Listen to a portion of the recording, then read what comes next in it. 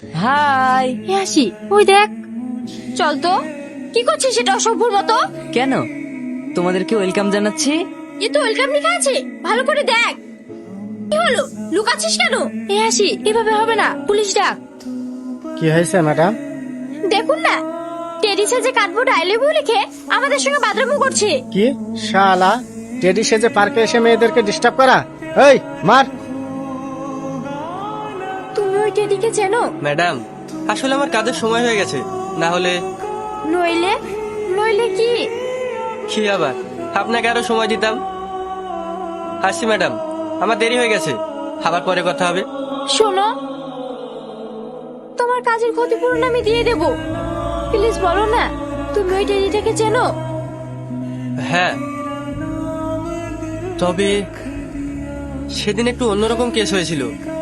অন্যরকম কেস মানে? আসলে ওই দিন টেডির বোর্ডটা চেঞ্জ হয়ে গেছিল। চেঞ্জ মানে? মানে ওই টেডি সেদিন ওই যে দিদিগুলোকে দেখছো, আমি ওদের চিনি, তুমি ওদের ওয়েলকাম করো। না, ওদেরকে ওয়েলকাম জানালে আমাকে মারবে।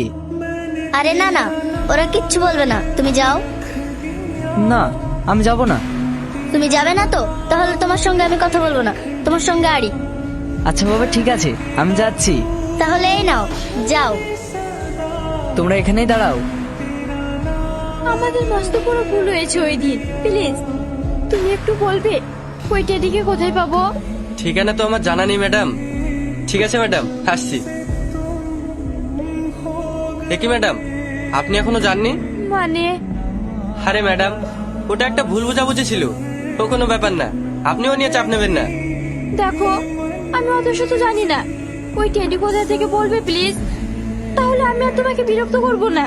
হ্যাঁ এবার বলো প্লিজ। হ্যাঁ বলছি। আসলে আপনি যাকে টেডি ভাবছেন সে কিন্তু টেডি না। তাহলে কে? ও টেডি, বাট সবসময়ের জন্য না। কি বলছো তুমি? আমি তো কিছু বুঝতে পারছি না। ম্যাডাম, আমি আপনাকে পুরো ব্যাপারটা খুলে বলি, তাহলে হয়তো আপনি বুঝতে পারবেন। শুনুন, একটা বাচ্চা মেয়ে ছিল, তার টেডি খুব পছন্দ ছিল। শুনছেন? হ্যাঁ বলো। আপনার এই টেডি ড্রেসটা আমাকে কিছুদিনের জন্য দেবেন? আমি ভাড়া দিয়ে দেব। কিন্তু ভাই, এই টেডি ড্রেস নিয়ে তুমি কি করবে? জানেন ভাই, আমার একটা ছোট ভাগ্নে ছিল, সে টেডি খুব ভালোবাসতো।